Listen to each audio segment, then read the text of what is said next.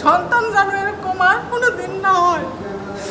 যেরকম আমি নিজে চোখে দেখছি যে আমার স্বামীর চোখ সবাই ঠাসা ধরে নিজের আপনজন মানুষ যেভাবে উঠেছে, এই কোনো মানুষের কাজ না, এটা কোনো মানুষ করতে পারে না। আমি এটা কি দেখলাম, আল্লাহ আমার কি দেখাইলো, আমি এটা কিভাবে সহ্য করবো? যে একটা বাপ ভাই তা অন্য মানুষ হলো সহ্য করা যাইতো, যে অন্য মানুষ তারা এটা করছে, এটা নিজের মানুষ, নিজের ভাই চোখ খুঁজতেছে, নিজের ভাইয়ের বউ ঠাইসা ধরছে, যেই জাগস জীবনভর কামাই করে খাওয়াইছে, হেরা নিজের এরকম মাইরা ফেলাইতো, আমার কোনো দুঃখ নাই। হে যদি কোনো অন্যায় করে থাকতো তার মাইরা ফেলাইতো, তার এই শাস্তিগুলো কোনো মানুষের দ্বারাই হয় না, যেই শাস্তি হেরে দেওয়া হয়েছে। আমার স্বামীরা এরকম ধরে মারছে, তারা এরকম না মাইরা তারা পুলিশের হাতে দিত, এরা আইনের হাতে দিত, আইন বুঝতো। কিন্তু এখানে এরা কি করছে, এখন যে তার হাত পাও এবং দুটো চোখ তাও তারা নিয়ে গেছে। এখন এরে নিয়ে আমি জীবনে কিভাবে বাঁচবো, কি করবো, এরে নিয়ে আমি এরে কিভাবে বাঁচাবো?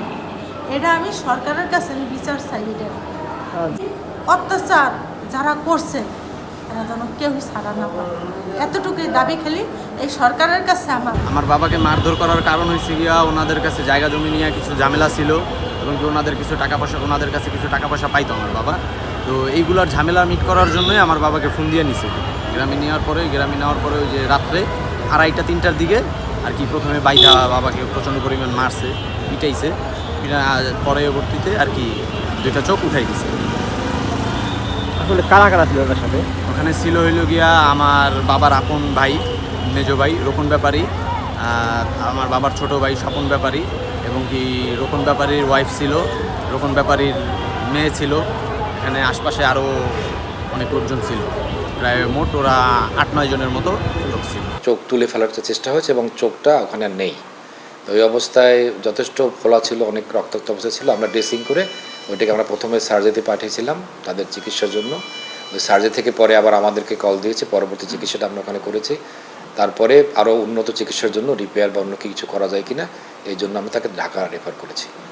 আইবলটা অনেকটা উঠানো, আমরা আইবলটা আইডেন্টিফাই করতে পারিনি, আইবলটা উঠানোটা ট্রাই করা হয়েছে, চেষ্টা করা হয়েছিল, এই জন্য ওই জায়গাটা ফুলেছিল।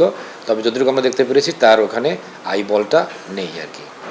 সেটা তাদের আঘাতজনিত কেউ তাকে মেরেছে বা এরকম একটা কারণে তারা বলার চেষ্টা করেছে। না, তার দৃষ্টিতেও ফিরে পাওয়ার সম্ভাবনা নেই, কারণ আইবল সিভিয়ারলি ইনজুর্ড এবং অনেকটাই লস্ট। বাবা এবং 2 ছেলে আর এক ছেলের চোখ উঠাই নিছে। তো এরপরে আমরা তাদেরকে জানাই যে থানায় এসে মামলা হলে আইন অনুযায়ী প্রয়োজনীয় পদক্ষেপ গ্রহণ করা হবে। অভিযোগ আসার সাথে সাথে আর কোনো ডিলে হবে না, এতটুকু আমি অ্যাসুরেন্স করতে পারি।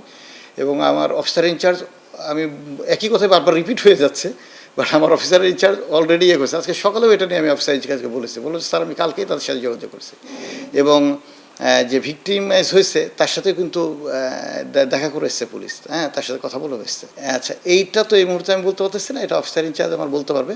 তবে আপনারা একটু যদি করেন, যেহেতু আপনার সমাজের সচেতন নাগরিক, আপনারা যদি একটু তাদেরকে বলেন যে অভিযোগটা একটু দ্রুত থানায় দিয়ে দিতে, যত দ্রুত আসবে আমরা তত দ্রুত আইনের ব্যবস্থাটা নিতে পারবো। তারা যেখানেই থাক, পালিয়ে যাওয়ার কোনো সুযোগ নাই, এতটুকু বলতে পারি যে আইনের আওতায় তারা আসবে ইনশাল্লাহ।